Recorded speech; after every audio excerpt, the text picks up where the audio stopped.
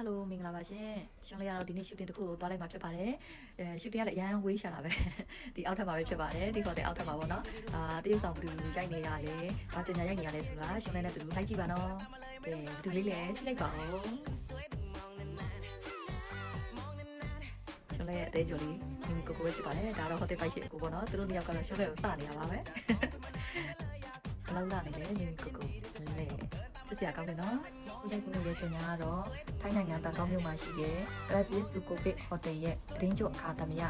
အတွက်ပေါ့နော်အဲ့အတွက်ကိုကြညာလေးမိမိရိုက်ပေးနေတာပဲဖြစ်ပါတယ်ရှင်